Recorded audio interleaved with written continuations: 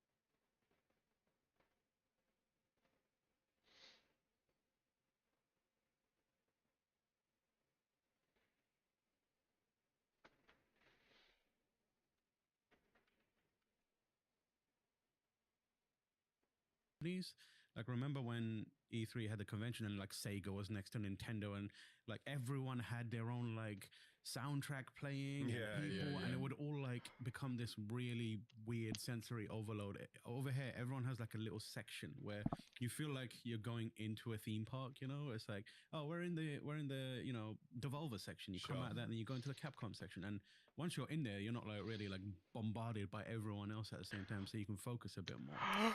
Six more levels. Part of me though misses that sound, The chaos. that sound of chaos. Well, I mean, just like But then explosions and Totally. gunfire also. I was gonna say you've got Gamescom for that now. Yeah, that's like, true.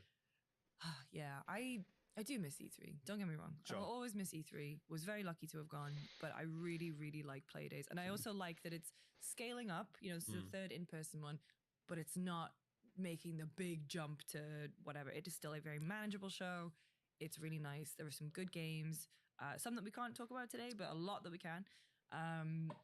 It's just, it feels so stupid to just say the vibes were really nice. Yeah, it was nice. Like, and also Sure. just the vibes were nice. Yeah, and you get to actually see people that you work with, peers in around the industry, and have a small conversation in between things instead of just being like, my next appointment is on the other side of the convention I'm in hall. West Hall. hallway. Bye. I can I need only to walk 3 blocks. yeah, I can only give you a thumbs up and move on. It's like, oh, we stopped to talk to a bunch of people we hadn't seen in so long, and be like, it was good. There's a camaraderie there. It's weirdly, it felt like the antidote to the past few years of being isolated in a lot of ways. It feels like it came at the right time and was the right thing for us specifically. And I don't think that it's diminished the quality of what people at home are getting. It's only improved it.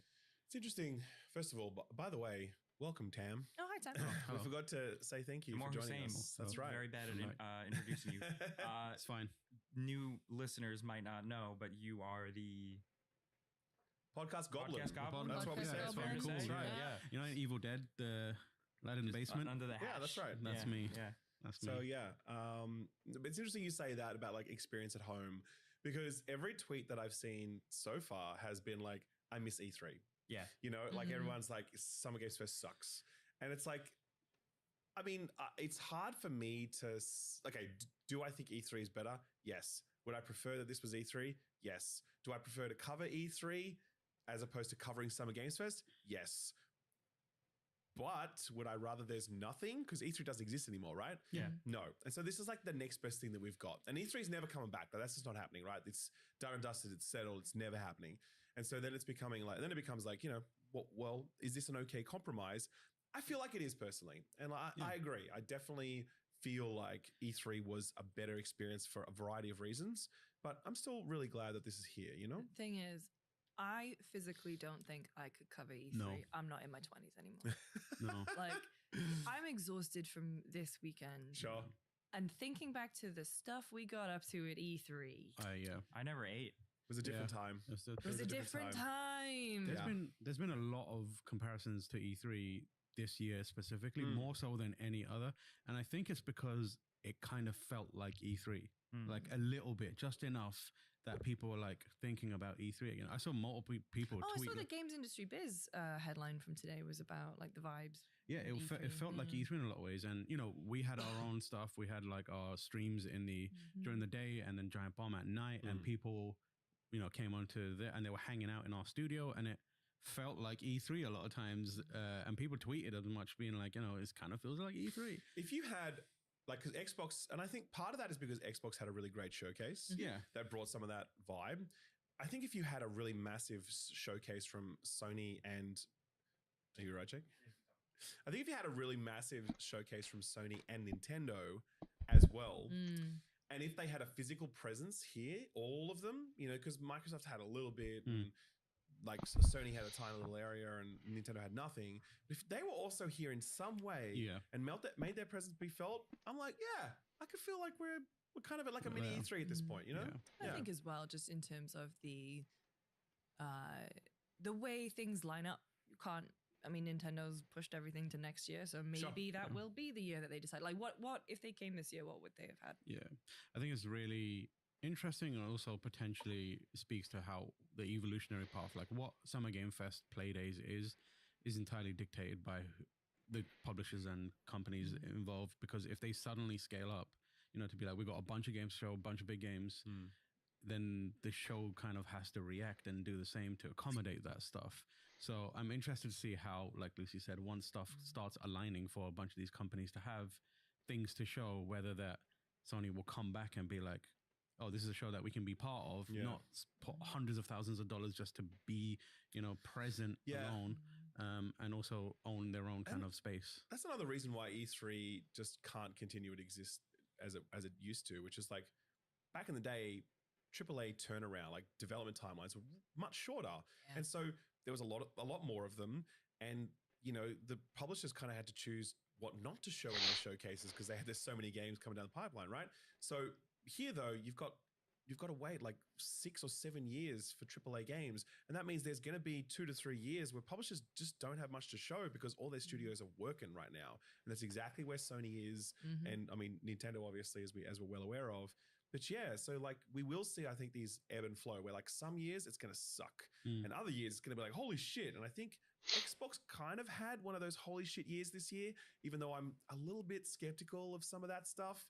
But definitely they had a fantastic showcase that made you feel like very optimistic about what's ahead in a way that Nintendo can't do right now because they can't talk at the moment. And Sony can't do either because they're just deep in development timeline. You know what I mean? Yeah, I think that one of the byproducts or the symptoms of this change is like the death of the vertical slice. Like, Sure. you don't, the vast majority of playable games here are indie games or small scale games. Yeah. And that's the other major downside of it. It's like the biggest games you see, the most exciting games that are outwardly that way. Like, we love indie games, but like to people who want the big blockbuster experience, we can't play a lot of those games because developers can't afford to create specific slices of games anymore. Yeah. So like, because when is Dragon Age Dreadwolf out? It's like soon, right? Fall. Okay, right. That was playable theater. That was not playable here. That was a theater presentation here. They were playing the game. They not were playing the game, but that's very different to us Yeah. being able to play the Yeah, game. exactly. And it's like that game is out pretty soon, and we weren't able to play it. You know, like Indiana Jones is apparently out at the end of the year.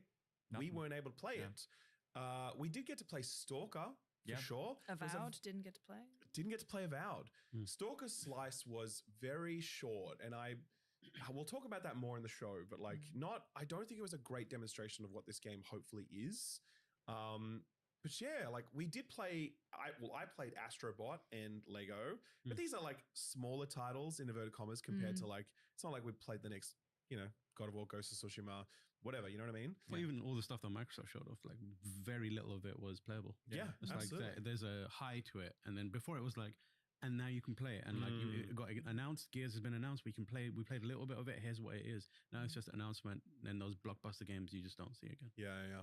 I mean, even when we were chatting to the Outlaws team, they were like, "Yeah, this demo is going to be at Gamescom as well." Yeah. Because, yeah, it used to be, and especially towards the end of E3's life, when it became half business and half consumer show, there was value in them making more demos, more vertical slices, etc., etc. But now, I guess, Yeah. It's interesting. Very. But overall, our sentiment is, I know we just had like this is missing, we don't like this part of it, but overall our sentiment is like the show is great. Shout out to I Am 8-Bit and, you know. Yeah, and Jeff Keighley as well, Yeah. I think. Yeah, for sure. Yeah, and I guess, I agree with you completely. I think it's getting better every year in noticeable ways. We don't give a lot of feedback on it per se. I just think it's naturally, organically growing. And I like the direction where it's headed. It doesn't feel obnoxious. It feels just like, good vibes. And they're protecting that at this point, and I'm about it. I also think that while for people at home, it might not feel as much of like a massive like crater impact that E3 left. It's kind of like, I feel like even at the time of we're recording this now, people have already kind of like, okay, cool, moved on. Like Xbox stuff was announced. But the difference here is what we mentioned before with stuff being embargoed. We're seeing a lot of stuff, and then that stuff is that information is gonna trickle out. True. So it's a little bit of a different distribution, but I think it's overall good for the industry and information. So yeah, we made it. The one thing that is just left is like mainstream coverage. That's gone. That's the one thing that the death of the E3 also lost. Like people outside of the gaming specialty space, there's very few, you know, BBCs, you know, CNBCs that's of the when we world. would get hit up from the UK. exactly. Like Sky and the BBC And be like, we know what E3 is. We don't know anything else but E3. That is what gave it that more global, like big crater impact feel moment. It was like everyone was covering it because it was easy for these major publications and media companies to know what that is, look at it and be like, oh, this is a major moment for video games. We can send some people here and it's done. That went away. So most of those people are just like, we don't have to worry about video games now. You have to like fight for it, and you get like The Guardian or, you know, smaller Washington Post, whatever it may be, doing small I don't think coverage. Gene's here. Yeah, No, it's not. Even that part of it, like it's just like you get much less mainstream coverage of it, and I think that it also impacts decisions from publishers and developers as well. Like, is it worth it? No, probably. The other interesting thing is this shift, like you mentioned, the lack of those types of people. But I've met at Summer Game Fest so many TikTok content creators and like live streamers and stuff where it's like, oh yeah, like you guys, like that wasn't around for E3, and now you guys are here. But like, yeah, again, where's like the BBC and stuff like that? So I definitely saw streamers at E3, but not TikTok content creators. yeah, obviously. I mean, TikTok TikTok's wasn't new. a thing. Yeah, but it's just interesting because it is still a very different approach to stuff. Yeah. Like they're not hardcore gaming journalists. They're just, and some of them are there to get deals with some of these companies and meet these people. Also, it just wasn't possible for a single creator to come to the show and get in and also like be a one person media creation system. Now it's like you can, if you want to come with your phone, a tripod, a microphone, and do fine. Like you don't have to bring a video team anymore. And like, I mean, to be fair, we were doing that. We were doing that years ago. I mean, I was doing that. That's what I mean. But like the barrier is so low now. Like a TikTok, I can just be like, I'm going to cover this just by pointing my camera at my face, and that's it. And that's valid. Like if you did that applied with the ESA or the E3 organization to be like, I'm going to come and just cover this with my phone, they'd be like, you're not legitimate, get out of here. Yeah. Whereas now they want that. So in terms of breaking down the events, we should start with the one that kicked everything off. It is the Summer Game Fest presentation featuring Jeff Keighley. Yes. How do we feel about it overall? Just like surface level, like I'm not into grading these things. Like, oh, it was a 9.3 out of 10. I don't care. Jeff put out a tweet poll. And he's like, Yes. how would you rate this? And everyone's like, D. Yeah. This is a bold choice, Jeff. Respect it. It didn't have a lot of heavy hitters. It had a lot of updates and smaller announcements. I thought it was all right. I've got my big handwritten big list. list? It was like almost 60 games. There was a lot of stuff. There was I think in terms of a showcase, I really liked it because it was very balanced. Like, yeah, everyone's missing the hard hitters, whatever. But I just think in terms of the array of games on show, Sure. there was a lot in there that I showed you my little spreadsheet that I made from Day of the Devs that I'm going to be updating after this. I was like, yeah, I want to see more from Never, from the Grease team. That did look cool. That was cool. What was it? Like the Metaphor showing and having Sojima-san and Hashino-san out there. What else? Ken, Blumhouse. Killer Bean, Blumhouse. Like there was a lot of stuff. Felt very Minimal ads too. Yeah. Probably. the Alan Wake like stuff. Sam coming out. Doing a little dance. I think, yeah, like saying that it doesn't have a lot of heavy hitters. Like, I don't know about But quite. I think I think people are thinking, oh, Call of Duty or GTA 6. Sure. Like, but in terms of like a variety of interesting games, I don't Yeah. think there was any that particularly felt like like there was no stinkers or anything Yeah. like that. No. There was some that I was just like, yeah, okay, that's maybe not really for me, but I can see the value and why it's here. Yeah. Sure. Yeah, I agree with that. I think people need to kind of not temper their expectations when it comes to big games or heavy hitters, because that's just not how it works anymore. That's what it seems like. Yeah. It feels like. Back then you had one outlet or one or two outlets to get your big game shown, and it was E3, a press conference there. These days, in a world where publishers spend time, money, and effort controlling the message and can put on their own events, it's much harder for a Keighley to go out there and be like, "You, this is the only way to show off your game. So give us a trailer, or be involved in this." It's not how it works anymore. And so, like, in my mind, I've just accepted that we're not going to get a trailer for GTA unexpectedly popping up. So for my mind, it's like, is this good based on what Keighley is working with and the realities of of what you can get right now? But also, don't forget, he's got the Game Awards. Yeah, he's got the Game Awards Yeah. as well. Where- Yeah. And opening night live. Yeah. Which that's Oh, what no, really yeah, does. exactly. And like when it comes to that, accepting that there's not going to be blockbusters or expecting huge trailers, I think by that metric, this show was really good. Yeah. Like I enjoyed point. like Lucy said, I came away very excited about a number of indie games that I saw. Yeah. Yep. I think that on balance, it was a good show. I think it definitely got a bit of a rough run. It wasn't particularly exciting, but if you really kind of like look at it, because it did reveal Lego Horizons, which is not for everyone, but it's cool. Mhm. Harry Potter, that's big for people. Like, that's like gets a lot of headlines, of course. Star Wars Outlaws, that was there. Civilization 7 That was big. revealed I was there. really Yeah. excited about that. Black Myth Wukong was like, hey, this is still here, like a Mhm. cinematic trailer. Metaphor Refantatio was there. Batman Arkham Shadow, everyone was sad about it, but it was Hellrata there. Elada. That's right. The Blumhouse announcements were there. That was fantastic. That was great. The Outer Outer Sloth Sloth. stuff was was there. huge. That was fantastic. The Slitterhead reveal, that looks all kinds of weird and fucked up and could be Mhm. really shit, but could also be totally awesome. We don't Yeah. know. Alan Wake 2 reveal. Mhm. We saw Monster Hunter Wilds, a new trailer, and Phantom Blade Zero. That's just like the big stuff, by the way, Yeah. because I kind of categorize them Yeah. like big, Yeah. small, little, like But, big, medium, small. New Sam Barlow, Brandon Cronenberg Totally. game. You know. Like, Oh, yeah. There's a bunch of stuff where I'm interested in a lot of it. Oh, Power Rangers! Everyone on the Giant Oh, Bomb yeah. GameSpot Of team course. is Huge. losing their mind over Power Rangers. Absolutely. I think it was a good show, and also I think Jeff definitely took on criticisms from last year. Like Yeah. Did. What How did you did- guys Oh, think yeah. of that opening bit that he did? I'm not gonna lie, I was coming back in from going to the bathroom, so I Yeah. missed the first little bit. But also about the fact that like he had Curious Joy as a co-host.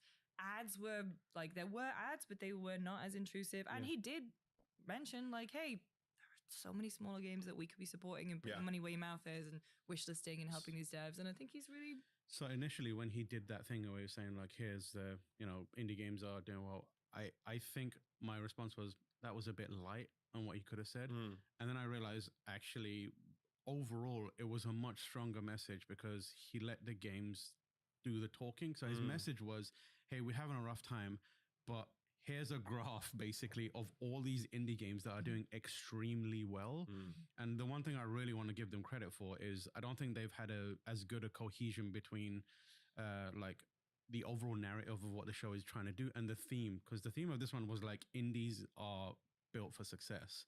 And he showed that message at the start and then showed off just banger after banger indie game, and each time reinforced the fact that these can succeed on the same scale, not the same scale, but like to a scale that means that it's almost as important as big budget games. So the way like that thread carried through, I thought was really, really, really expertly done. Yeah. I mean, Inner Sloth were there, and they have, we've got the Among Us TV show coming out, right? With a banger cast, and then they showed a trailer with no voice acting in it. Yeah. But it's like, I get it, because they were like, here's all the names of everything. But it was like, they had ample time on stage to announce, we are supporting indie games, we're doing a fund, and here's a list of the people that we're already supporting. So that in itself is getting people's attention on a huge stage that, like, Inner Sloth has an audience, like a massive audience. But giving opportunity like the new team, the new game from the Venba team, for example, or from Eka and his studio, Outerloop, and it's like, it was cool. Yeah. I agree. I think.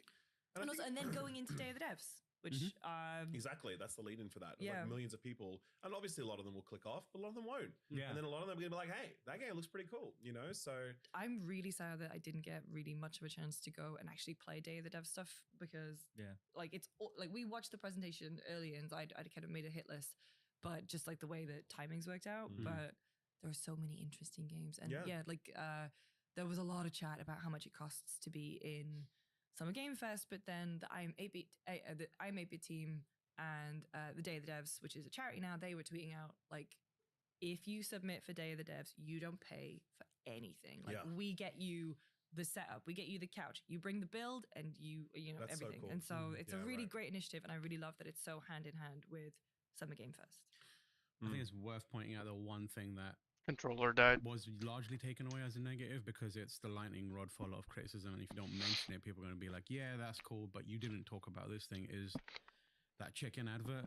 Like, Oh it my was- God. Yes. Right, Yeah, chicken hang on. advert. The thing It is, is- you know it how is I said earlier, I was like, oh, ads are pretty yeah, non-intrusive. that was the one. Because I eternal sunshined that. yeah. from Me my too. life. Me So that too. was for a mobile game called I'll give No one No, knows the no, name of that no, game. No.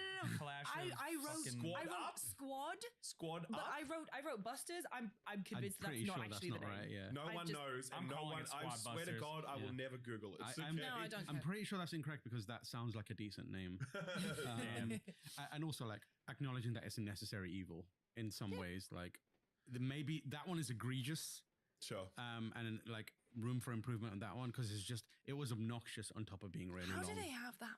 I mean, I That know cast, how they have that- that much money, but like Chris, I feel like Hemsworth, having mate. Chris Hemsworth was like Chris- obnoxious. Chris, I was you like, can't be that how hard the up. fuck?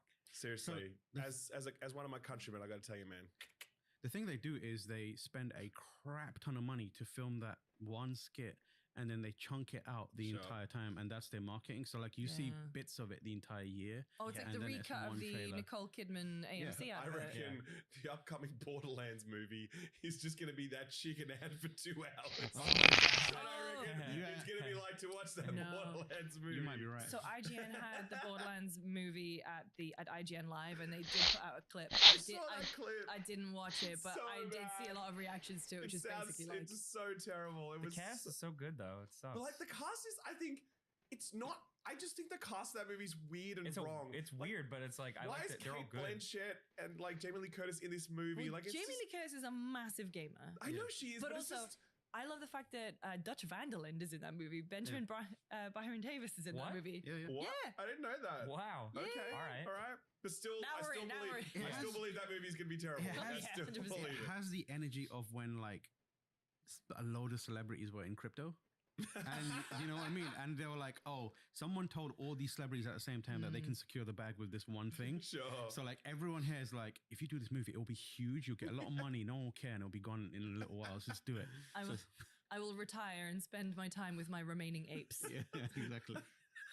I saw one tweet that's like the world's first movie forecast to make negative $100 million. You know, because it's like that thing is guaranteed flop territory. God. I mean, Oh, I but was Claptrap surprised they is funny. went. Claptrap is not funny in this movie though. Trust Oh. me. The Claptrap- one clip they show was Claptrap related, and you're like, But they got Who is- Kevin Hart. I like Oh, is Kevin Hart. Kevin? I hate to say this, Claptrap was never funny. no, I Oh. disagree with that. Okay, that is a No. bad take. Claptrap had his moments. Okay, Borderlands 2 is like you had to be there. That was Yeah, I yeah, was yeah, there. I agree with you. that shit hit, man. That's exactly right. But no, yeah, getting back to the showcase, I think that it was good overall. Yeah. Definitely liked its Just- overall flow. It just felt, I think it felt a little bit long. Like if it was shaved down to 90 minutes, I'd be like, cool, great. But you know, it is what it is. That's like, I feel like a fairly minor complaint in the big scheme of things. And yeah, I definitely feel like Jeff has clearly adapted to some feedback on a number of fronts. Good on him. And I think that, yeah, it was a subtle showcase, but an effective one. That's how I would describe it. So Agreed. yeah. Good. That's a good Cool. good You said description. it was Thank going to you. be an 8 out of 10? It's pretty there. Yeah, I think it's like it's in that 7.5 to 8 territory. We don't do 0.5s anymore. No. Oh, okay. So I didn't know that. 7.8. I recommend the Summer Games showcase. Yeah. That's There's a type. I appreciate Jeff using the GameSpot scale. Yeah. Remember Use the what? The Use the GameSpot GameSpot scale. scale. 8 out of okay. 10. Yeah. Okay. Well, I remember when Fractured But Whole announced, and they in their trailer they said, "We'll do nothing less. We'll get nothing less than a 9.5 from GameSpot." And it was like, "Oh, guys, we got rid of the 0.5 scale." Yeah. Brutal. Well, with that, maybe we jump to Ubisoft. Yeah. Yeah. So Tam and I didn't watch Okay. Ubisoft live Okay. because we were gaming. We Ooh, were playing. serious. We were as playing. one should. We were playing Metaphor Refantasio at that time. So what were the highlights from Ubi? Prince of Persia is a long time away. Oh, It's boy. 2026 is what the reveal 2020, said. 2026, yeah. I mean, I was gonna say next year's GTA, so it's probably good. for Yeah, them. Sands of Time can take its time. Yeah. Feels so like to a speak. confirmation Next of year's the GTA. of That's the great. reports that that game needed to be fully restarted. Yeah. Yeah. Yeah. Yeah, it was like overall showcase was essentially two games. We're talking they opened with Star Wars Outlaws Yeah. Mhm. and they closed with Assassin's Creed Shadows. Nothing Um, from Beyond Good and Evil then? Don't be ridiculous, Yeah. Lucy, please. Well, don't forget that they remastered it and then put it on Xbox and took it back down and then goodbye. Doesn't mean it's ever going to come out. I It's never know, going to I happen. know. So, and then I think in between that, there was, some Prince of Persia updates on like, Lost Crown DLC Yeah. and the roguelike Prince of Persia game is getting a new biome. There's some Crew Motorfest stuff in there. Yeah. There was some there was some updates on their live service stuff. All their live services are getting new content. I was Yeah. actually Is in the the division crowd. wrapping up? No, the Division 2 is still going. Yeah. No, they put out some sort of statement this Yeah, morning that I- looked like I didn't. Oh, okay, fully- yeah, no, I don't know actually about that. I did see something about like final. That word stood out to me. Yeah, It the wouldn't end. surprise me if they were ramping down because now Massive are about to begin work on Division 3 because that team that's just finishing up on Outlaws is about to roll onto the Division 3. So that would make a lot of sense. It would make sense. But yeah, I was in the crowd actually, and everyone was like, "When we're in the pre-show."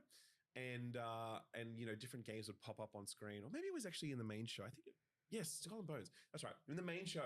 And I was in the crowd, and everyone like For Honor would come up. We were like, "Yeah, For Honor, woo!" And then like the crew, yeah, the crew, and, like because it's a Ubisoft crowd. But when Skull and Bones came on, everyone was just like, Everyone's dancing Everyone- working on their game. "This is a Ubisoft crowd full of like Ubisoft people." And even then, there was like no applause. There was applause after that presentation happened, but leading into it, there wasn't like a yeah. What's new with Just Dance? Because we went to the Ubisoft area yesterday and they had a big Just Dance there. There was no Just Dance presentation at the Ubisoft showcase. There were no I was dances? devastated. They had an orchestra at the start that played an actually pretty awesome Star Wars thing that Okay. kind of ruled. Mhm. And then they had like the Japanese drums. I don't know what they're called. I don't know. You know what they're called? Whatever. They had one of those presentations live. They had no Just Dance dances. And It might be a Very sad typo. about it. Remember what? It might be called Taiko. I don't know. Sure. Taiko no Tatsujin. I feel like it's in there somewhere. Right. I just know that from the arcades when I go to Yep. Japan. Yeah. So yeah, but that was really it. But Star Wars Outlaws though, that was surprising. Yeah. Because we had played a build that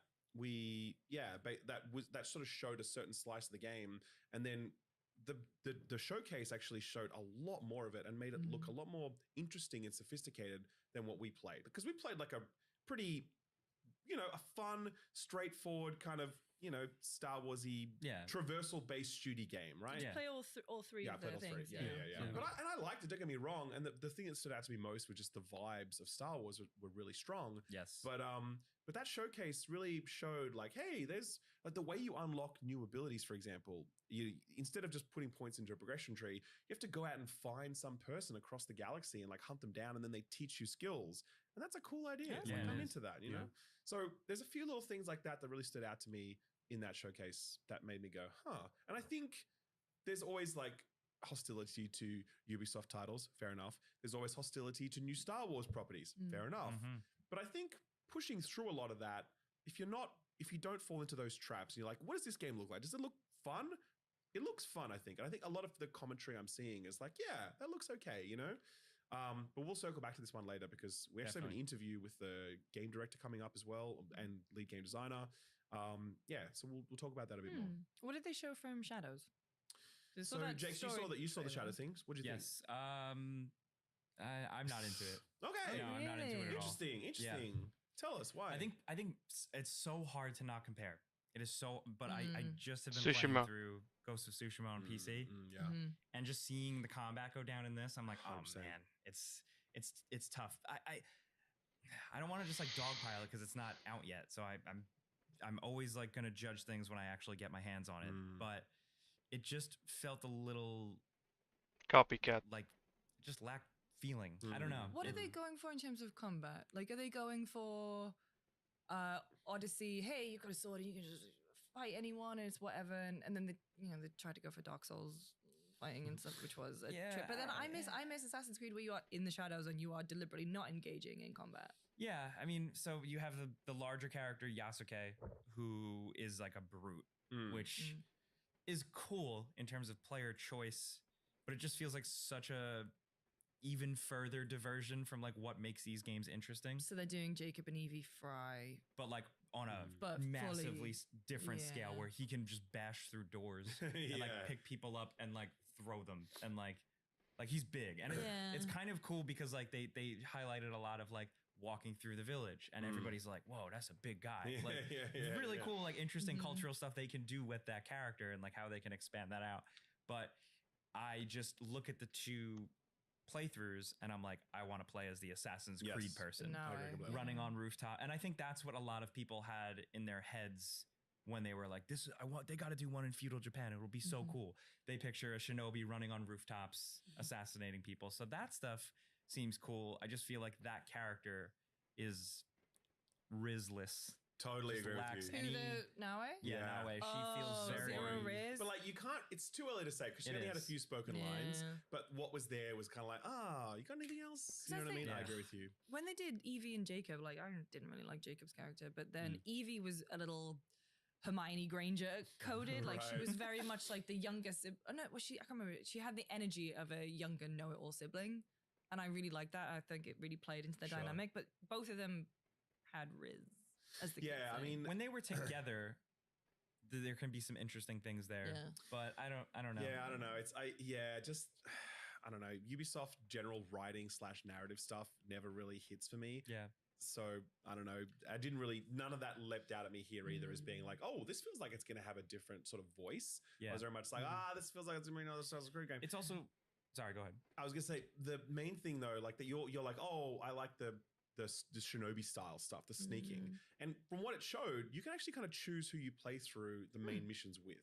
And so if that is your preference, cool. I'm sure you're going to have to play as Yasuke at some point, and that's cool. I mean, you want to mix it up. You don't want to just play one person the entire time, I guess. But I get the vibe that if you want to play through like 60 to 70% of this game with Naue, you're going to be able to do that. That's my guess. We were chatting to the game director on the GameSpot show on Sunday, and he said basically the same thing. Okay, I was like, right. it's just I think there'll be a point at the beginning where you definitely play as both of them to tutorialize and whatever, and then just, I don't know. It's not going to be like when they did it for Syndicate, and it was like you can pick, but Sure. Yeah, really some missions that you will be forced into. do wonder if some of the dialogue stuff is the way it is because maybe they put more effort into how they interact when they're together.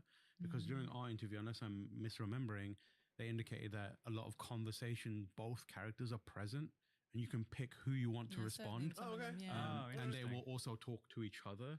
So I wonder if it's a case of like on their own, they're kind of quite bland, but when they're together in conversations, that's where it's more interesting. So there's that possibility. That could be complex, yeah.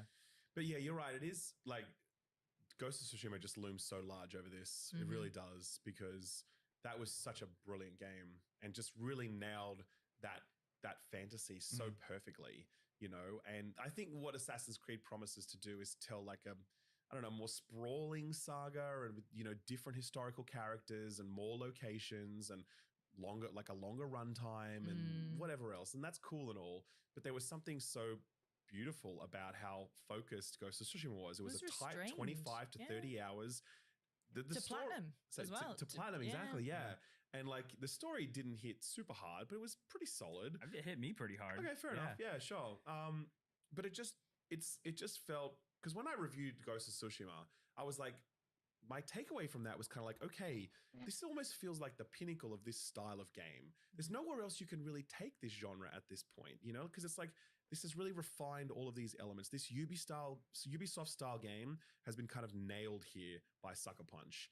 But then Ubisoft, they have to keep coming back to do more of these, and it's where are they taking it? And what we saw was kind of like, I don't know, it didn't jump out at me as being they found that new level to really elevate the franchise. It just seems like more Assassin's Creed, which I think could be fun, by the way. Yeah. Sure. People like it. People like it, of course, But do I really look at it and think, I'm like, no, I'm just like, all right, I'll play it for a bit, I guess, and see how long it holds my interest for. You know And what I mean? that's the thing. That's my fear when we were talking to him. He was like, "Oh, it's about the size of Origins," and I was like, "Do you mean in story as well?" Because, Yeah. dude, Well, Origins was the more restrained one Yeah. because that It was like was, your but 40-ish hour one. Valhalla was a piss take. Yeah, of course, absolutely. But even Odyssey was quite long, and that was sort of getting to the 50 to 60 hour mark. Yeah. But then Odyssey, Valhalla yeah. just completely lost the plot. But yeah, if it is in that Origins territory, that's really good. Yeah. However, I think we also need to remember just how successful Valhalla was. Yeah. Oh, And yeah. so many people love that it's like fucking 200 hours or something No! to do everything in that game. Like it appeals to a certain type of completionist gamer that's just happy to do that. Yeah. And more power to them. Like go for it. You know what I mean? It's just not what I'm interested in. Hell I no. think I've got to the stage where I think of it as, you know, every new Assassin's I'm Creed could be touching someone an else's first AC. Assassin's Creed, so they haven't been Yeah. through the Mm, journey that we have, where we Mm. saw it with Altair and have watched it. 15 years Yeah, ago. yeah, watched it evolve at every step and have been at every little turning and felt every bump in the road.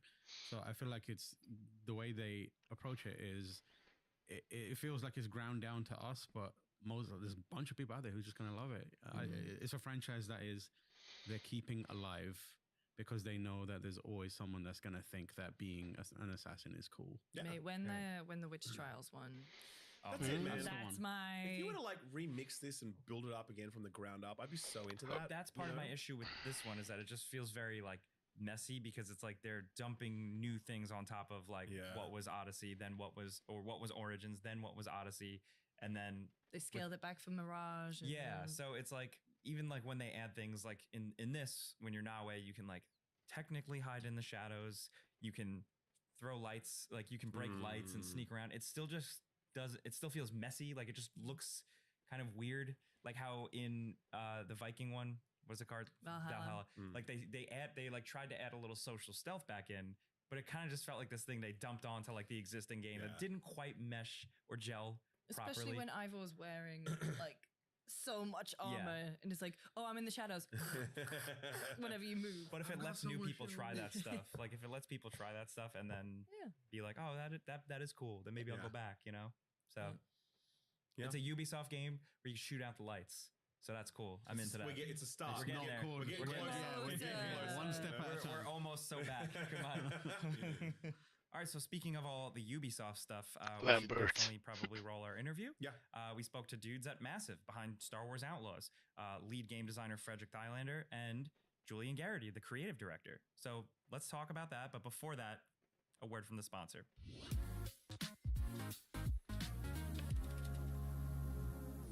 All right, you guys keeping up with your daily AG1? You Yes, guys, Dad. you guys on that? Yes, Yes. You know it. I'm not asking for that reason, okay? I'm just looking out for you. All right. I just want you to be healthy, please, Jake. Thank you. We don't get much sunlight, so we have to get the vitamin D where we can. So, but no, AG1 is something that we all have. It is a essentially a supplement. You know, like it's a supplement that gives you a whole bunch of nutrients, vitamins, whatever else. I don't even know all the technical terms, but it's just something you put into your body at the start of the day. It's a really nice tasting drink that just like goes down easy.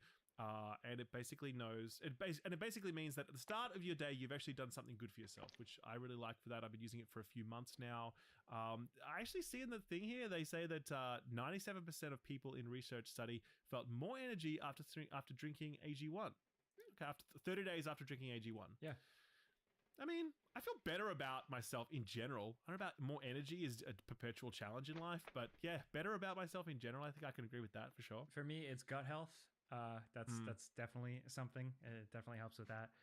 Also, immune support. I'm someone who tends to get colds very easily, so I'm always doing whatever I can. And when I saw that AG1 offered that, I'm about it. All the things it Sure. gives you can help. Yeah, I'm the same with immune. Like I am traveling so much at the moment and it's difficult to maintain my routine and I'm on planes and I'm also working a lot, so I'm desperately trying not to get sick. And so I am making sure to keep up my AG1 every morning. It's like I can do it from my hotel room and Yeah. it just makes me feel like I've got a good start to the day. I'm doing something for myself. I'm doing something that's not just, stuffing my face full of room service. Doritos. Yeah. Doritos No. and Mountain Dew. Doritos are fine, by the way. We love Doritos, Yeah, but we but shouldn't here- start our day with Doritos. We should start our day. Don't tell me with what to AG1. do. You get a wide range of vitamins, minerals, and superfood sourced ingredients. And lately, I've been doing it not in a bottle, in a shaker, but I've been classing it up and putting it in a glass. And let me tell you, that's a game changer. Nice, Fancy Jake, boy. very nice. I got big into Uh, smoothies as well, so I've been putting okay. it in mine. Oh yeah, you can throw Oh, this right, thing with yeah. anything. Yeah, it's great. That's true. Yeah.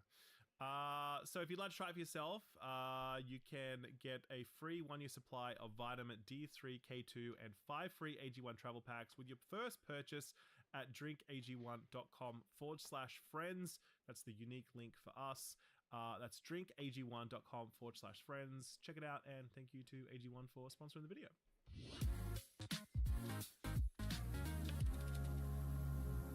Well, thank you guys both for joining us. For context, if you are listening, watching at home, we're recording this right after the Ubisoft Forward on the Monday of Playdays Key 3 Summer Game Fest, whatever you want to call it. How are you feeling? I mean, great at this point. Like that was fun. That was fun for you Yeah. sitting in the audience. Yeah. No, that's great, Frederick. Well, you were performing. Appreciate that. Yeah, that's good. So it's relief. It's always relief when you step off stage and you're trying to talk to the audience, but the audience is online as well. And if you stop and think about that, it gets really scary. So I'm just happy it's past, and I'm happy the assets are out there, the trailers are out there. Yeah. Genuinely proud of the work that the team has done. So feeling pretty good. Yeah, and I was talking to the team at home, and they were watching on the projector in the studio. And What time is it in Love Sweden it. right now? what? What time is it in Sweden right It now? was Late. 9:30. Okay, that's all right. Not for my daughter. She was up late. We have to get up at 3:30 in the morning to watch these things in Australia, so you guys are doing all right. Oh, You yeah, guys we are doing suffered. okay. Sorry to the Australians That's there. right, exactly. I mean, look, we're at this point now. It's, sorry to say it because I'm sure you're under a lot of pressure, but it's not that long until launch.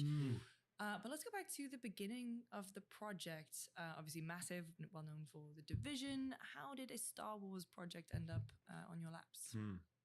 So it's actually, the origin is the day that I presented Division 2 for Ubisoft on stage in Los Angeles in 2018. David Polfeld, who was the MD of Massive at the time, was in the cafe in front of the Orpheum talking to Disney and negotiating, well, perhaps this team could be good fit for Disney in general. And a lot of different IPs were evoked. Even Frozen was evoked. I would love for the people who made The Division, their follow-up game be a Frozen game. Much to his daughter's chagrin, that did No, we had to let it go. Oh, Oh, God. you Damn, man. So, God damn Frozen it. was mentioned as a possibility. Donald Duck was mentioned as a possibility. So they're trying to get you to make Kingdom Hearts. oh, I don't I would think love so. to work on that. No. Yeah. I don't think so. But behind all the nice discussions, David really wanted to work on Star Wars. And it took a while for that to happen. It took a while for it to be signed. But 2 years later, after delivering the sort of blueprint for Warlords of New York on Division 2, myself and a couple of other people split off, same studio, working in a room, just amongst a few veteran developers on Division 2. And we came up with a pitch. And the week before COVID locked us down Right. worldwide, we were in San Francisco and we pitched Open World Scoundrel. And that's the first step. Yeah. And- My mind was blown when I got to join the team, which was that year, and you presented what it was going to be. I was so in. Can you remember the presentation called Blip? Blip, that's what we called it. So yeah. I called it Blip and I hid it in my files and somebody went looking for it and had to have a talking to because it was just concept art, but it was the Why were people looking around? Why were people looking around your Yeah. files? Well, let's deal with that. the last thing I expect is people Right. to look on my PC for Totally. stuff. Yeah, right. So, and when you pitched the Scoundrel, actually, I was interested in that. Why Scoundrel? Like, what? Because I mean, obviously, a lot of Star Wars games are focused on the Jedi thing. Mm. Was it a case of like if that was wide open, or like what was it about the Scoundrel thing that made you guys go, "I want to do that"? So there are two things that triggered that. The first one is that the very first presentation, there was this idea of going through a lot of different gameplay styles. Gunplay, but also smuggling, but also this, all of the sort of spectrum of possible gameplay in a Star Wars setting.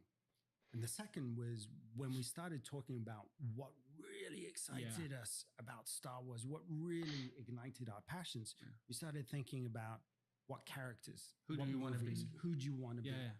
And without a doubt, when I was a kid, Han Han Solo. Solo was the coolest guy in the galaxy, and he was in his surfer van with his dog, and it was perfect. That is actually what he is. It was just okay. The farm boy, fantastic, amazing. The rebel general princess, incredible. Darth Vader, so iconic.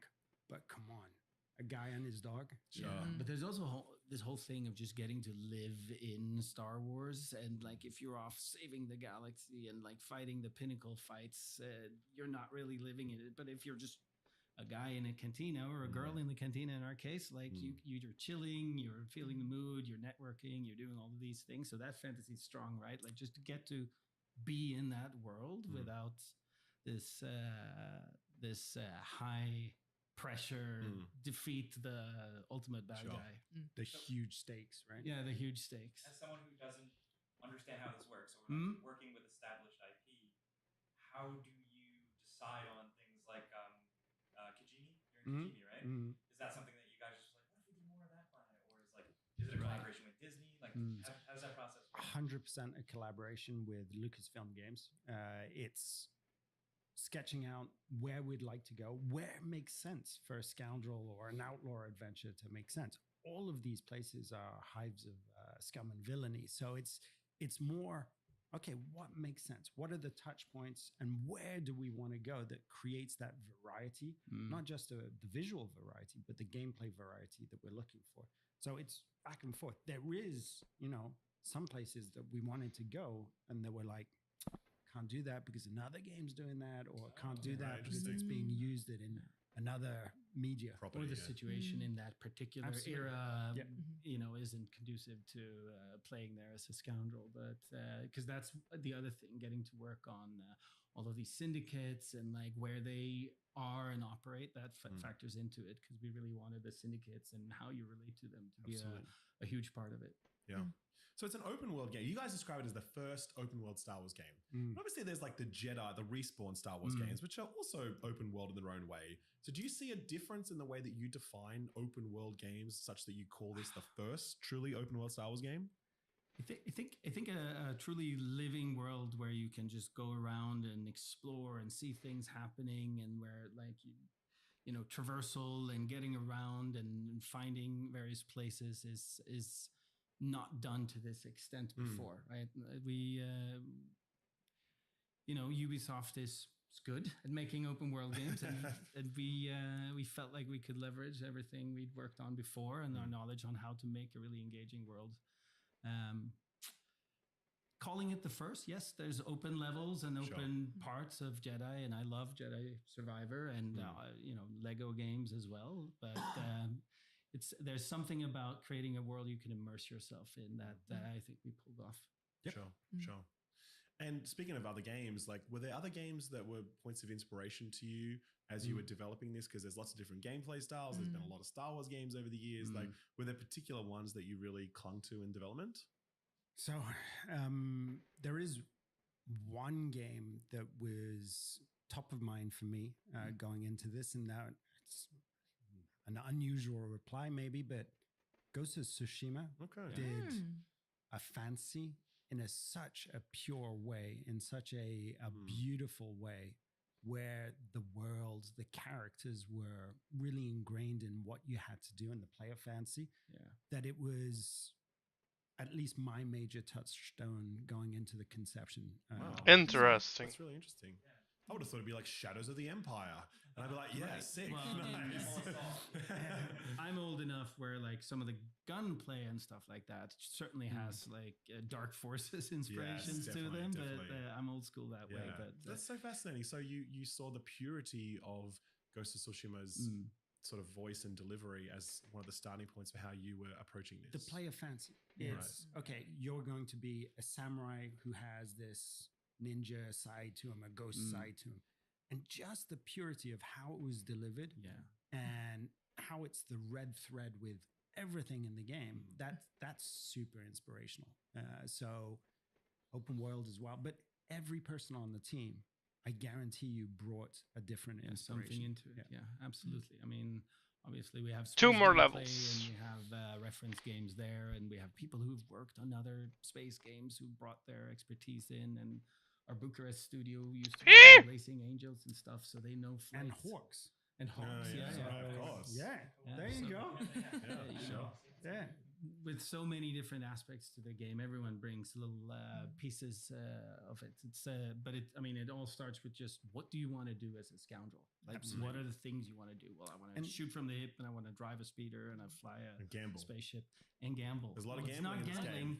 game. It's playing Sabacc. In the slice that I played, there was a lot of gambling. I know you're not allowed to call it gambling, but it's gambling. So it's playing cards Of course, no, of course. with certain rewards attached to a winning condition. Progression mechanic. Perhaps some losses. Who can say? That's right.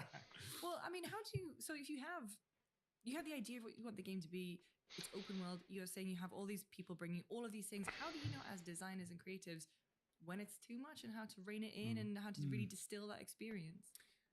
So one thing that's super important to me as a creative and on pretty much every game that I've worked on is to set an extremely clear creative framework for people to be able to express themselves in. And the scope needs to be extremely precise at the beginning of the project. So at Ubisoft, we have a stage gate process, which is big meetings, big milestones with head office where we present what we want to do and present the progress. And the kickoff meeting, which is that first meeting where you put the imagination of what the final product is going to be, that's incredibly close to what we delivered. There are one or two things that we didn't do. One or two things that we did do even more. For example, the Sabacc, the mini games, that type of thing that we've added into the mix. But the framework is very clear. And our jobs as leadership or creative leadership on the project is to make sure that we're all going in the right direction, in the same direction. This is a project that stayed remarkably on target throughout. And I think it goes back to everyone just wants to make that scoundrel experience. So everyone knows what it is and what they want to put in there because it's a cohesive, understandable thing, I think. So Massive's DNA, love how you guys build worlds, love how you engage players in those worlds. But this is a different thing for you guys, and I look at other Ubisoft stuff. Ubisoft games are famous for keeping players very busy in open worlds with a lot of things to do. So how do you guys approach that? I feel like you guys think about things a little differently. I mean, it's also very different to what we've done before because this is a narrative-led like adventure with a clear arc, right? We wanted to take you on a journey as Kay and Nyx, and so it's very different. We're not really looking to keep you in those types of loops. We're telling effective stories and effective side stories. That was what we were challenging ourselves to do this time, which is, to some degree, a little new to us. It was really exciting to get to do a narrative-led game, and so that's changed a little bit how we approach building the open world as well, because every place in the world needs to tell a story. We have some amazing world artists and quest designers that just get to dig into a place and think about what's been there and what you should understand about it when you just get there once and never maybe go there again. So, but then again, on the other side, when you have a big open world, you end up filling it with stuff to explore and find. So it's there, but it's not the purpose of the game. The purpose of the game is an effective story. Interesting. And Kay, is interesting because I've only seen so much of the game. Can't quite put my finger on her yet. Where are you pulling from, other than her being a scoundrel? What are your inspirations for So her? you've got a lot of scoundrels in Star Wars that are amazing, but they're all unbelievably cool. They're all almost perfect. Tough competition. But what we were trying to do is to bring some sort of relatability as well, a little bit more relatable compared to a Han Solo who is just, it's Harrison Ford. It's perfection. So having those things, having a humanity there and a strong, clear drive is something that really we wanted to put in the front and center of that. And I think I mentioned it yesterday, but one of the inspirations for the narrative, because this is a character who keeps falling into really tricky situations by accident almost. And one of the inspirations is a Martin Scorsese movie called After Hours with Griffin Dunne. Have you seen it? I know of it though. Yeah. Deep cut. You have to watch it because it's a comedy movie, but it's a black comedy. So there's just this character one night in New York who just crosses the most incredible characters in the most incredible situations. So having a rookie thief who finds themselves tangling with some of the biggest criminal syndicates in the galaxy, for me, that's a story that's new, that's fresh, and that's worth telling within Star Wars. But it also works if you're completely new to Star Wars because you get to go along on her journey of like getting out there in that galaxy and experiencing all of this for the first time, right? So it works for that too. I think so. We've all played it now, right? We played a demo that sort of had 3 slices: a bit of space flight, a bit of like exploring a power reactor that was powered down and turn it back on.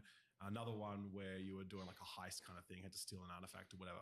And I think from what we played, it felt kind of like a very well-made third-person action game, right? Like many that we've experienced before. But interestingly, the showcase that we just had then showed a lot more stuff that we didn't get to experience at all. And it seems like there's a lot of sort of systemic depth going on under the surface, or, maybe we haven't seen it yet. So, I mean, could you talk to us about some of the more interesting systemic elements that you think really stand out and make this more than just a straight up 3D action game? Yeah, for sure. Obviously the demo is made for this context where you have to have a curated amount of time where you get through an experience. So we couldn't. Also, we're closing, and our producer was like, "You get one demo." I wasn't complaining about the demo, mind you. I was just like, you take this demo around the world, but you're not bothering us for another demo. Right, so we had to make some clear choices, mostly driven by consumer shows where we have to limit people in time for hands-on. So that's the decision process behind the demo.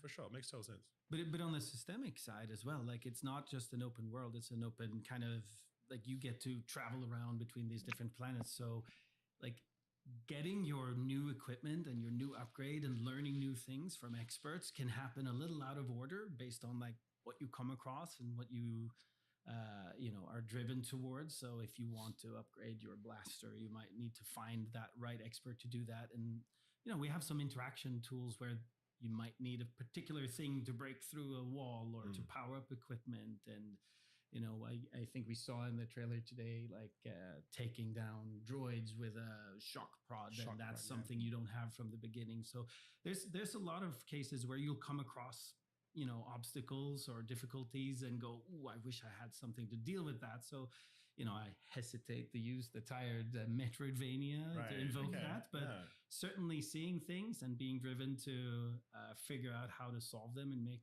life easier for yourself is a big part of it. And the fact that you get to travel around and search for those things is great. Yeah. What about reputation stuff? Because I mean, I noticed there's a reputation system. Could you give us an example of like maxing out a reputation and the kind of rewards that you get versus like bottoming out a reputation and like how things can go when it's like very negative? It's one of those things where there's a lot of detail and depth that has never been shown. So there's one city that you landed in if you played the False Flag demo that's called Miragana. It's in Toshara. And in Miragana, you've got several areas that are faction strongholds, territory, if you will. If you try and go in there with a terrible reputation, you're going to be kicked out. But if you can get access, you can sneak in, but not be seen, not be caught, or you can get good enough reputation, you get access to better vendors, exclusive items, and all the way, excellent reputation, you'll unlock exclusive contracts, so missions, exclusive missions, vanity with gear, stats linked to them. So there's a real motivation to be on the good side of the different syndicates. Most missions have a dilemma for players to choose. Not at their heart, maybe, but around the quest. So if you're sent to steal something for the Crimson Dawn, somebody will pop up and say, hey, do you want to sell that to the Hutts?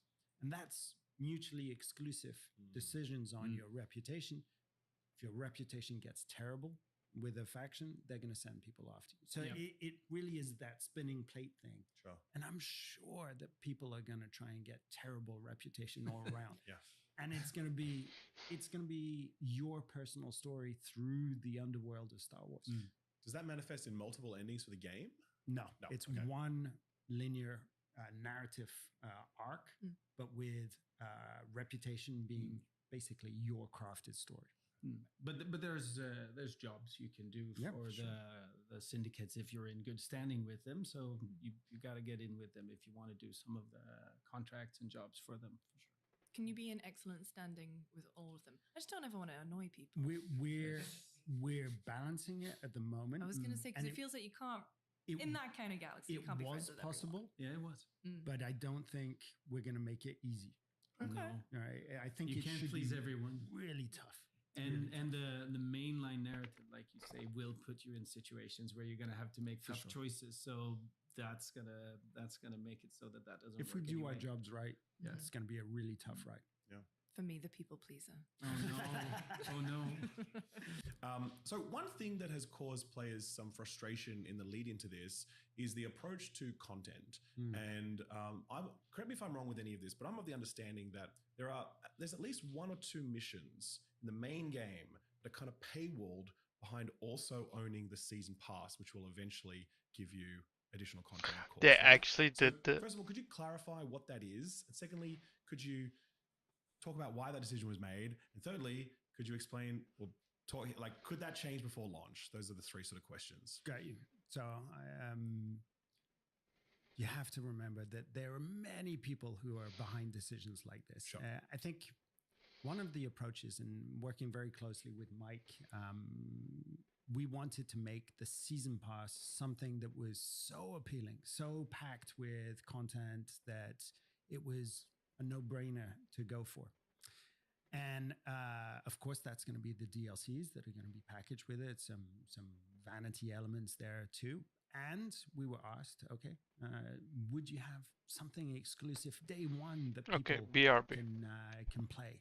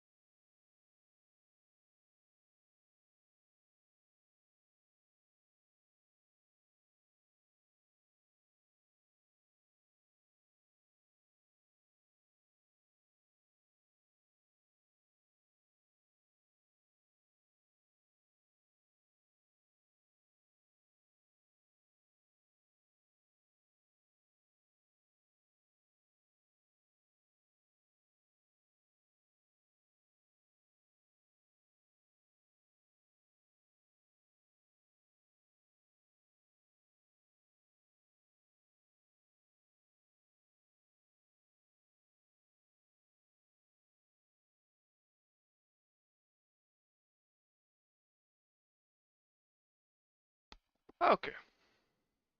And we chose a quest, Jabba's Favor, I think it's called, which understandably caused a little bit of confusion when it was announced. But it is like an extra incentive for that season pass. And I know games are expensive, but we really do want to make that season pass as attractive as possible. Okay. Is there any chance that this decision might be revisited before launch? I don't think so. I think that'll be something that has already been done, already been baked in. That's it. Okay. I mean, you still meet Jabba, you still work for him, everyone gets to experience that. Yeah, of course. This is just an additional quest. Jabba is part of the criminal syndicates that you'll be working for or against. So he's a much bigger part of the game than just this quest. Okay. Okay. All right. Well, thank you for answering the question. With that, how are you feeling about Outlaws? Is this, are you guys thinking of maybe spinning this off into another thing? Is that the hopes? Or are you happy to go back to some other different types of games? Like, how are you looking at the future? So give us a chance to finish Outlaws. Yeah. Get it out. Gotta go back and I think ship it first. We've got a couple of months that are going to be fairly hard focus to make sure that the game is as good as it can be. It's really important for us to ship something that lives up to our expectations and the expectations of people who are going to pre-order it or play it, right? So that's the first step. Hopefully, we'll get to investigate what we can do with Lucasfilm Games. I don't know. It's way above my pay grade. This said, I can say that I'm going to be moving on to something else afterwards. So that's been announced already. And so I know that Massive is going to be very busy. I mean, as for me, I'm going to be really excited to do the DLC on the season pass. We got some pretty exciting stuff that we're going to put in there that we can't talk about today, but I'm pretty hyped for working on that after we ship. Yeah, all right. Speaking of Julian, your next thing, that's already been announced as being the by division. fax. It was like old school. That's right. It's how they do it in Japan. Yeah, They still use the fax machine. 1999 style announcement. Division 3. So that's going to be the next. So how do you feel about stepping back into that franchise after a very long spell away from it?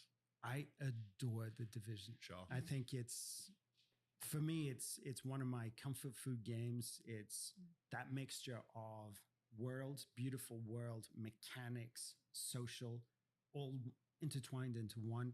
Can't wait. I mean, Star Wars was amazing. And we talked a little bit about the choice of Star Wars and building on the strengths of Massive as a studio, but also pushing us a little bit in directions that we're not comfortable Learning in. new things. That's really important for us. So coming back to Division, so excited to jump back in. Nice. And so what? It was how long you reckon till it releases? Are we talking like? Oh my gosh! Are we talking 2 to 3 years? Several months. 3. Nice, excellent, love it. To be honest, we're starting to think about this.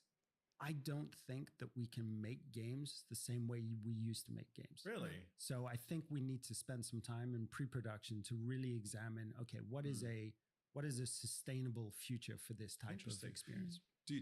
Would that potentially manifest in something like an early access release for something like The Division? I would adore exploring those things. Again, lots of people above my pay grade, but I think there's so many really interesting things happening on PC, especially, that are really exciting for developers and players.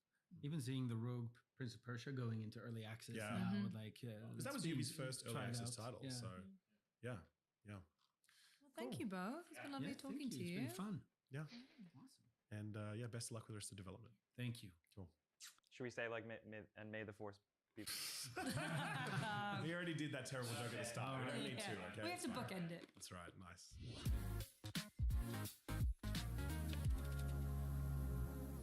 And we're back. All right. Can I do that? Yeah, sure. All right, that was good. I love it. That felt good. My throat's a little tired. I can't do it. Sure, and we're back. No. Yeah, so that was a insightful conversation. Yeah. Do we want to talk about the The big question. Yeah. The Jabba in the room. Yeah, it is. What? Jabba in the room. Yeah, like so. Because it's the Jabba the Hutt mission, and then the elephant in the room. Oh, I heard like jabber. Like, sorry, I heard, sorry. I The was like, jabbering in the room.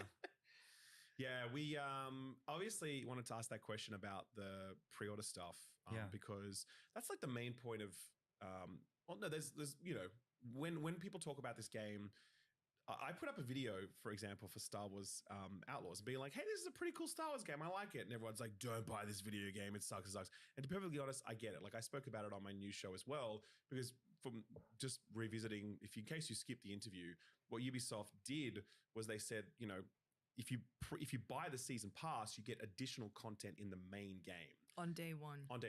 and that's shitty. Like it is shitty. You know what I mean? And the reality is though, and we wanted to ask that question. But the reality is the guys that we were sitting with, they don't make those calls. And that's exactly what Julian said. Like he's a creative director and Julian and the other guy, Frederick, he's a game designer. They're not the ones that come in and be like, yeah, we're going to do this shit. You know what I mean? So at the same time, yeah, not a great answer. You know what I mean? Like it's just unfortunate that is how that goes. It's also kind of the realities of how expensive AAA game development is, because he kept saying like, have to make the season pass. What was the word he used? we want you As to buy attractive it, as like- possible. Yeah, as It's like attractive as possible, we want you to buy it. But So I it's don't like- think that is, yeah, sure, go on. But it's like, you know, that's like we said, he's the creative team. They're not making those decisions, but it feels, you know. I feel like if you want us to buy the season pass, you should make the season pass really good. You shouldn't paywall content behind the main game to make us want to buy the season pass. You know what I mean? And it's unfortunate. It's shitty things like that that kind of really poison the well about this sort of thing. Because, you know, if without that move, I think there'd be a lot more positive sentiment towards this game. Yeah. But it really has pissed people off a lot. And fair enough. And I actually said in my original coverage of that story, I'm like, don't forget, these games eventually go on discount. And so maybe you don't want to buy this at launch because you don't want to support that sort of thing. Or maybe you don't want to buy it at all. And that's totally fair. You know what I mean? So those are the kind of things that we also grapple with how we talk about games and how we interface with game makers. You know what I mean? Because again, they're not the ones that have to... It sucks because they're not the ones that make these decisions, but they're the ones that actually have to defend them publicly in moments like this. Interesting. It's the Yeah. executives. It's actually like the executives. Like if we could sit down with them, at that point we'd be like, okay, well, tell us why you did that. That fucking sucks. Blah, blah, blah, blah. Yeah. But all this guy can do is be like, well, here's this situation. We did what we could do. And that's it. And he gave an honest answer, by the way. Like Yeah. he could have sidestepped that and been like, well, you know, but he Even if told we- us the truth. Yeah. He told us the truth, which is like, we want your money. You know what I mean?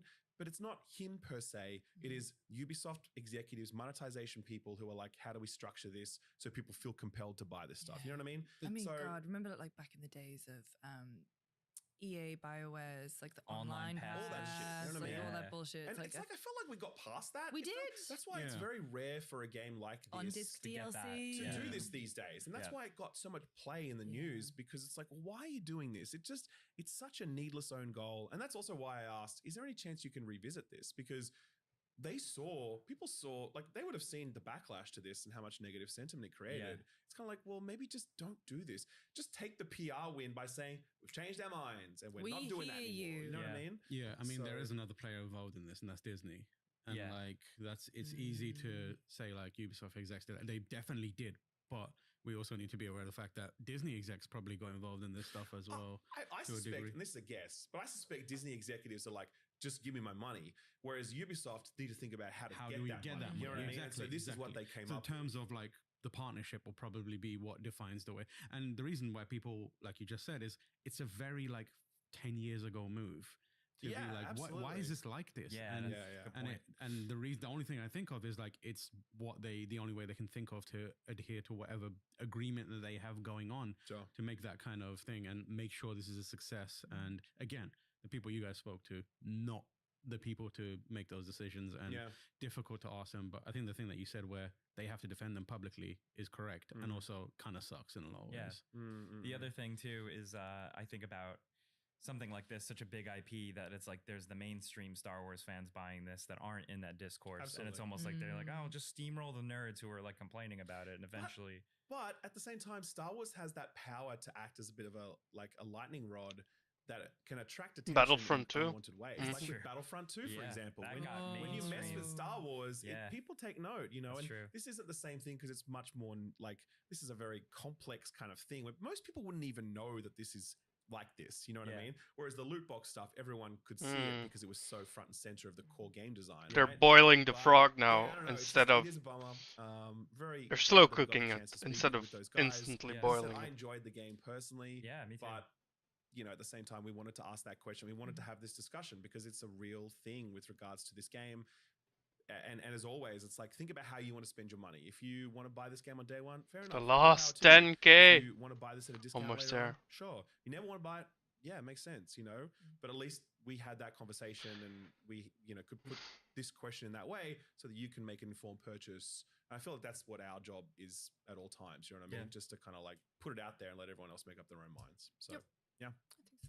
Well, with that, we should move on over to the next big showcase thing, and that was Xbox. Next box. Next box. We got to see the next. We didn't get to see the next. Well, we did We get to did see get the to next see box. hardware It refresh. was Yes. adorably all digital. Did you note?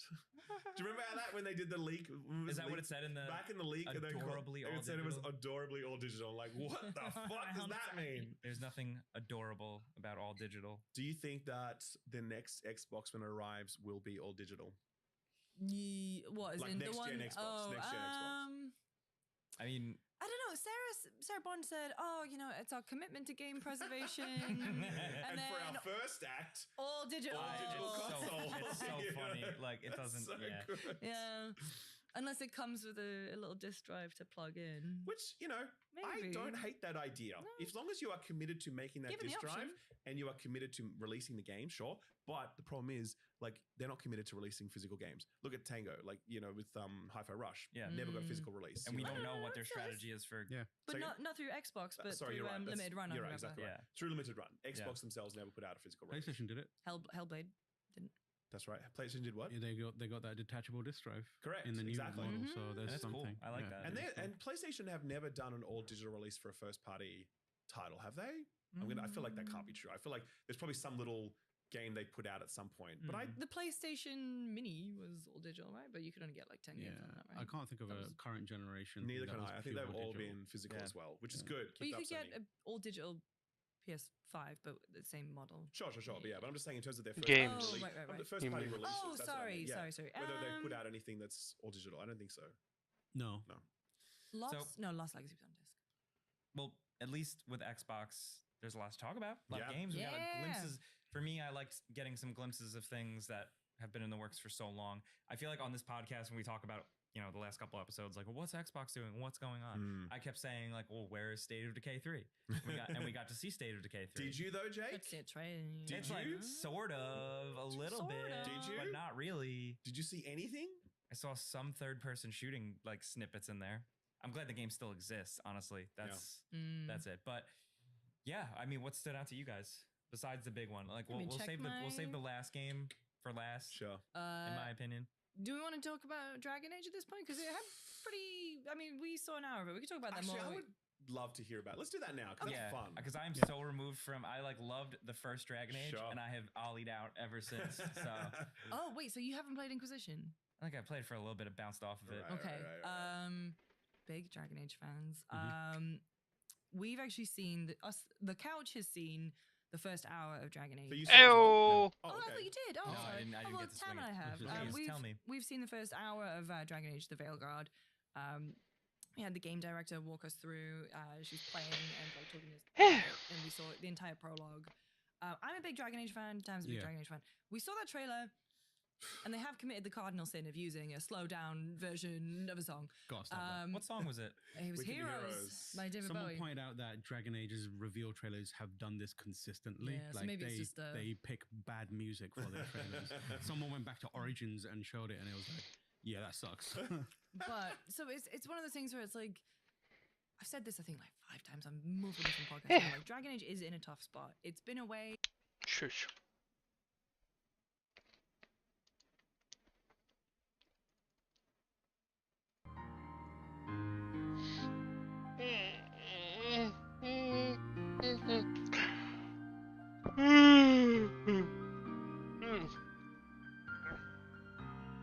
Alrighty.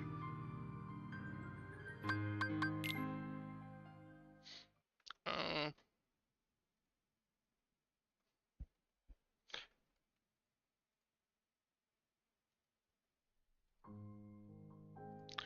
Let me just real quick